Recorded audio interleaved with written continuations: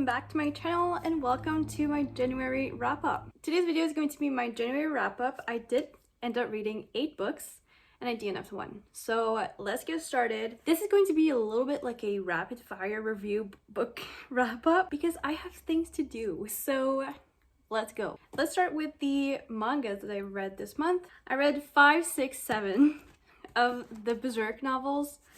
These I don't know what to tell you, like what they're about. My boyfriend would be able to tell you. I'm not sure. It's like people fighting, like armies fighting with swords. But what I like best about it is that the characters are really fascinating to learn about, and I think that's my favorite part. I can't say much about these books because they're volume 5, 6, 7, and truly I don't know where to start. So I'm going to maybe put a little description of like the first book or like the main like plot of the books on the screen right now so you guys can read that because I have no idea how to describe these. Like I said, my boyfriend would be better at it because he loves them and I'm reading them because he wants me to read them and I am enjoying them. I rated each of these I think 4.5 stars. They're very good, like they're very entertaining. I read them in one sitting. They're very dark, some more than others, volumes I mean. So maybe look up triggers before you jump into these. And then the other manga I read was Spy X Family or Spy Family. I don't really know how you're supposed to say it, but it's volume 2. I think this is my favorite manga, like manga story series. They're so good, okay? Like very quickly, this is about a spy. He takes on a new mission, but for his mission, he needs a daughter and a mom. Fake. Because he's like, I don't have time to conceive. I'm just gonna go get fake people to act as my daughter and her mom. That's what he does. And it just goes on from there. This girl is the daughter and she is a telepath, so she can read minds. And the spy and the mom don't know that.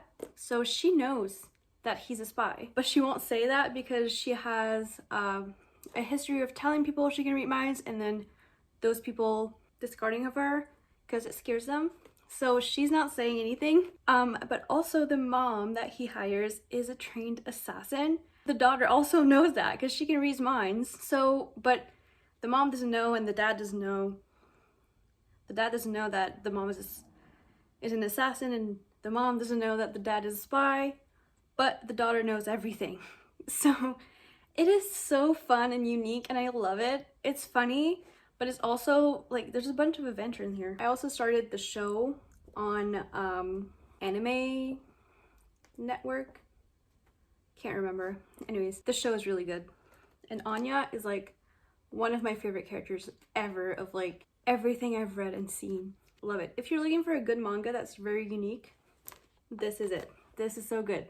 5 out of 5 stars. Next, I have No Rings Attached by Rachel HC. I loved Read Between the Lines. And I thought I was gonna love this just as much, but unfortunately I didn't. It was still a very good book though. So basically, this is about, she needs a fake date to go to a wedding because like her family thinks that she's doing good, that she has a relationship and everything, but she actually doesn't because she didn't tell them that she broke up with the previous person. So she needs a fake date to bring to the wedding, and her friend Rosie from Read Between the Lines suggests that she takes Grace, another one of Rosie's friends, and anyways, they go to the wedding, they have fun, blah blah blah. It starts with the fake dating and then it's like it goes on to like them developing feelings and stuff. There's also a component of DNA samples and finding like your family and stuff. So I think I liked that part the best. That was a fun part to read about, but it's just the romance was okay. It didn't really hook me too much. I wasn't giggling, kicking my feet in the air. It was just okay. So I gave this a 3.5 stars. I definitely like Read Between the Lines a lot better. That book was like a 4.5, almost 5 stars. So I still recommend you checking out these books because they're fun to read, but the first one was better. I also read The Fine Print by Lauren Asher. This billionaire guy is like the director of a Walt Disney World type of place. It's called Dreamland. And then we have an employee, Zara, that is a creator for that Dreamland place. Anyways, there's a romance, it's Parks, billionaire. And I thought this really enjoyable. It did take me a little bit to read. I don't know why. I wasn't feeling super motivated to read it, but I did read like the last 200 pages in one sitting, so I did really like it in the end. I think I rated it 4.5 stars, and I do want to keep going with the series. I just need to get them on my shelves. I also read The Bright Test, which is book 2 to the Kiss Quotient by Helen Hoang. This was very, very good. I wasn't sure about it until a little over half of it. I'm not gonna say why, because it would be spoilers, but just overall, this is like this is a fake engagement slash fake marriage, and our main guy character is autistic, so he doesn't really understand love, or he says that he doesn't feel it. So it was very, very interesting to like go into his mind and how he sees things. I thought it was very, very fascinating, and I also gave this a 4.5 stars. And I'm keeping my favorite book for last.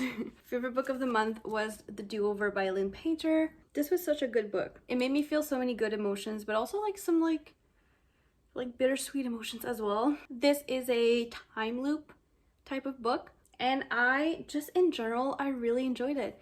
It's like the type of book, it's like the girl thinks that she likes that boy, is like convinced that they're meant to be together, but there's actually another boy who might be better for her, but she doesn't really see it.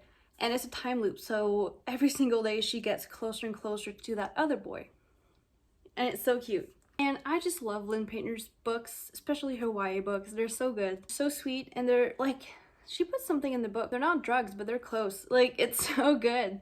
I don't even know what else to say. Like, I just really, really like that book, and I cannot wait for her next YA book, and also her adult book. The Love Wager. Cannot wait for that one. But this was my favorite of the month.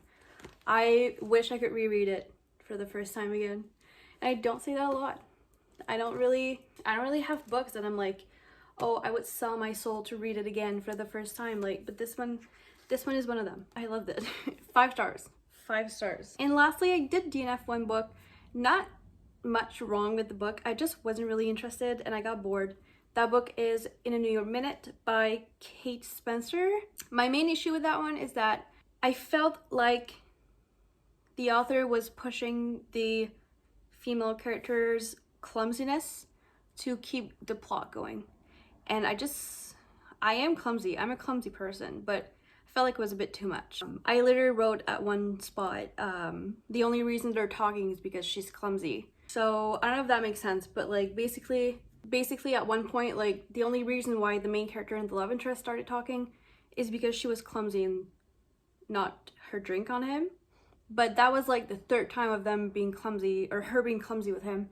And I just felt like, okay, like she's clumsy, we get it. Can there be another way for them to start talking if that doesn't involve her being clumsy? I don't know why it bothered me that much, but if the plot of it interests you in any way, like please give it a shot. Don't use my DNF to decide that you're not gonna read it. I encourage you to read whatever you want. If I didn't like it, it really does not mean that you won't either. So yeah. Alrighty guys, those are the books I've read in January. I cannot believe we're already a month in. I'm gonna go do some work now. I hope this wasn't like too fast. I hope my small, very fast reviews still make sense. But I'm also, even though I would have done a normal wrap up, I'm not good at giving explanations for why I like or not like a book. Anyways, if you made it to the end of this video, comment down this emoji. I'll see if you've made it to the end of the day. I love when people comment the emoji. I'm like, oh my god, somebody watched the whole thing. And it makes me so happy. I hope you enjoyed. I have links down below that you can check out. I do have a book club now. Yeah, so that link is down below. I'm co-hosting it with my sister, so that's very fun. And on that note, thank you so much for watching again, and I'll see you guys in the next one. Bye!